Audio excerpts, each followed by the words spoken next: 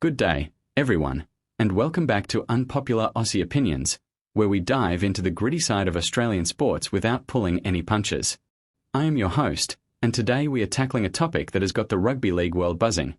Is the English Super League gearing up to poach our top NRL stars with offers of double salaries? Specifically, there is chatter about big money moves targeting players like South Sydney's Latrell Mitchell, and whether this could spark a massive exodus from the NRL come 2026. Now, I know some of you might be thinking this is just another rumour mill spinning out of control, but let us break it down, look at the facts, and I will share my unpopular take on why this could be the beginning of the end for the NRL as we know it, or perhaps a wake-up call it desperately needs. First off, let us set the scene. The English Super League has always had an eye on Australian talent. Over the years, we have seen plenty of our blokes head over to the United Kingdom for a stint. Think of legends like Andrew Johns or more recent exports like John Bateman and Victor Radley who have gone the other way. But what is different now is the sheer scale of the opportunity. According to recent reports and lists circulating in the rugby league community, there are a whopping 174 NRL players coming off contract at the end of the 2025 season, making them free agents for 2026. That is right, 174 players, from seasoned veterans to rising stars, all available to negotiate with overseas clubs like those in the Super League. Now, why would the Super League be so keen? Well, their competition has been striving to boost its profile and competitiveness. They have got the financial backing from broadcasters and sponsors, and let us face it, the pound is strong against the Aussie dollar these days. Reports suggest that Super League clubs are prepared to offer salaries that dwarf what many players earn here in the NRL. We are talking double, sometimes even more, for top-tier talent. Take a player like Latrell Mitchell, for instance. He is currently one of the highest-paid stars in the NRL, pulling in around $1.1 million a year with the Rabbitohs. But imagine if a club like Wigan or Leeds comes knocking with an offer of $2 million or more. That is life-changing money, especially when you factor in the lower cost of living in some parts of England, tax benefits, and the chance to experience a new culture. But hold on. Is Latrell even available? Let us check the facts. Mitchell is contracted to South Sydney until the end of 2027, so technically, he is not part of that 174 off-contract list. However, in rugby league, contracts are not always ironclad. We have seen buyouts, mutual releases, and players pushing for moves when big offers are on the table. There have been whispers in the media about Mitchell's future, especially with the Rabbitohs struggling in recent seasons. He has had his share of injuries, positional switches, like the recent talk of him moving permanently to centre alongside Jack Whiten in 2026, and off-field headlines. If the Super League dangles double his salary, could he be tempted? My unpopular opinion, absolutely. Latrell is a superstar, but he is also human. At 28 years old by 2026, he might see this as a golden opportunity to secure his family's future while playing in a less intense spotlight. Let us look at some of the players who are actually off-contract and prime targets for this potential exodus. From the Brisbane Broncos, you have got Selwyn Cobbo, a dynamic fullback or winger who could light up the Super League with his speed and flair.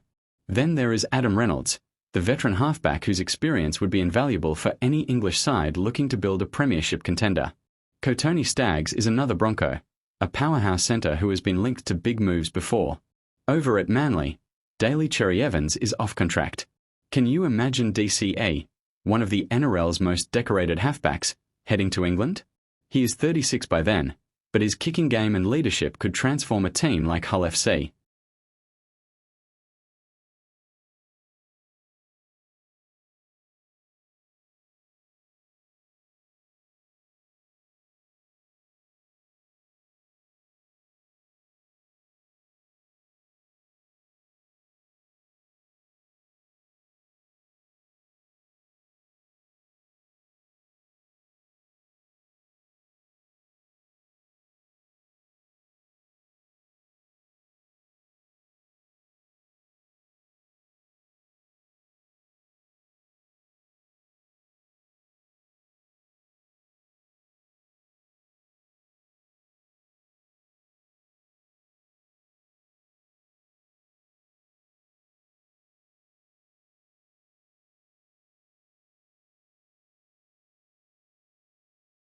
Melbourne Storm's Ryan Papenhuisen is a massive name on the list.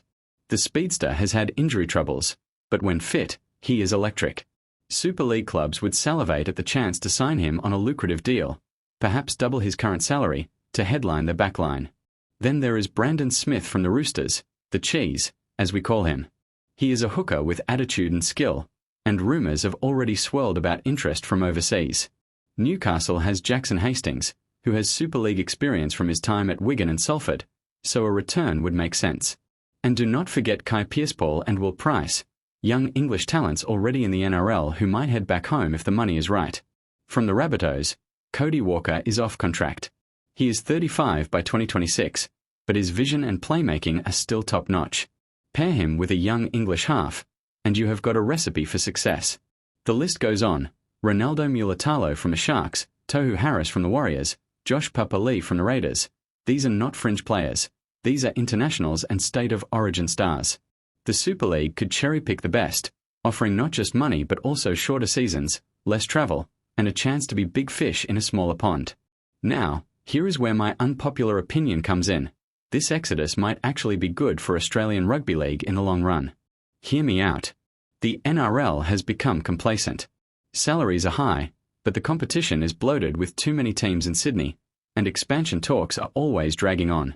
If a bunch of stars head to England, it forces the NRL to innovate, maybe introduce salary cap adjustments, loyalty bonuses, or even international transfer fees.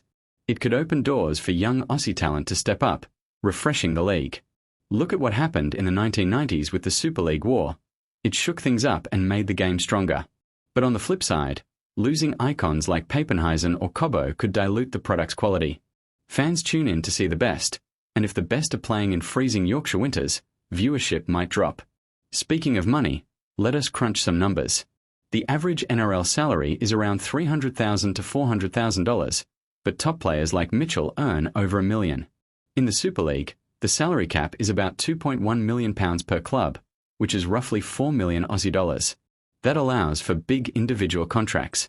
Reports from sites like Zero Tackle and Sirius about RL indicate that clubs like St Helens or Catalans Dragons have the budget to splash out.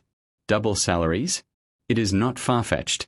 For a mid-tier NRL player earning $500,000, an offer of $1 million in England could include housing allowances, cars, and family relocation support.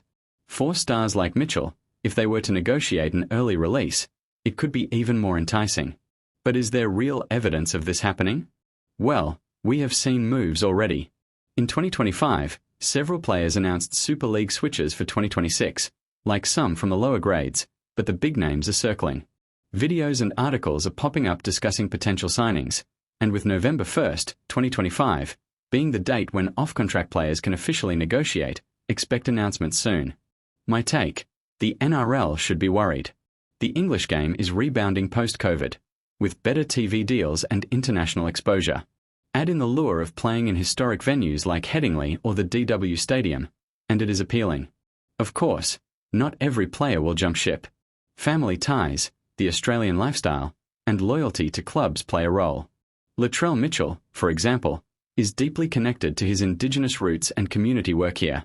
He has spoken about wanting to win a premiership with Souths, and under Wayne Bennett's return, they might turn things around. But if the Rabbitohs miss finals again in 2025, and a Super League club offers him $2.5 million a year to be their marquee player, it is tempting. Unpopular opinion: players should chase the money. They have short careers, and the NRL does not always look after them post-retirement. In conclusion, 2026 could indeed see an NRL exodus if the Super League plays its cards right with these double salary offers. Latrell Mitchell might not be the first to go, given his contract, but he represents the calibre of star they are after. It is time for the NRL to step up, or risk losing its shine. What do you think? Is this a disaster waiting to happen, or a necessary shake-up? Drop your opinions in the comments below. I love hearing from you, even if you disagree. If you enjoyed this, smash that like button, subscribe to Unpopular Aussie Opinions for more no-holds-barred takes on Aussie sports, and hit the bell for notifications. Until next time, take care, and let us keep the conversation going. Cheers.